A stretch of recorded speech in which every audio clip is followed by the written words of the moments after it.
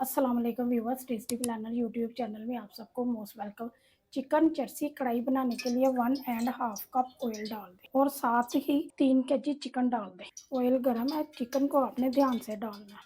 मेरे व्यूअर्स से रिक्वेस्ट है, चैनल पर नहीं है तो चैनल को सब्सक्राइब कर दें और बेल आइकन को प्रेस कर दें और साथ ही 5-6 मोटी सब्ज कटी हुई मिर्चें डाल दें। चिकन और हरी मिर्च को फ्राई कर लें ताकि चिकन का कलर चेंज हो जाए। 5-10 मिनट के लिए चिकन को मैंने अच्छी तरह फ्राई किया है और चिकन का कलर भी चेंज हो गया है।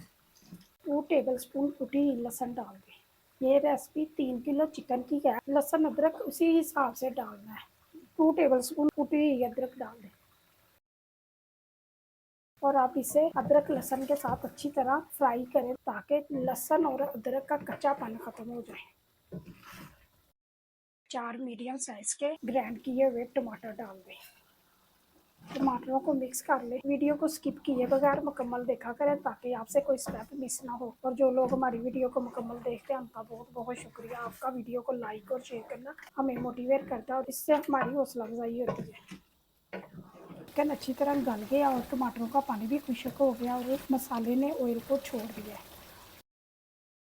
1 टेबल स्पून नमक डाल दें। 1 टेबल स्पून धनिया पाउडर डाल दें। 1 टेबल स्पून ज़ीरा पाउडर डाल दें। हाफ टेबल स्पून हरा मिर्च डाल दें। हाफ टेबल स्पून काली मिर्च का पाउडर डाल दें। सारे मसालों को अच्छी तरह मिक्स कर दें।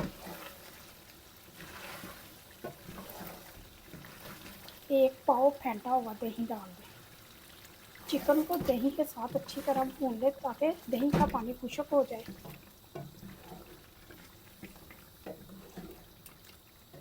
दही का पानी खुश्क हो गया और चिकन भी अच्छी तरह गल गया है और मसाले ने ऑयल को भी छोड़ दिया है। अब लास्ट में सब्ज़ धनिया डालेंगे। धनिया को मिक्स कर दें। चिकन चर्सी कढ़ाई तैयार है। अब इसे डिश में डाल के सर्व करें।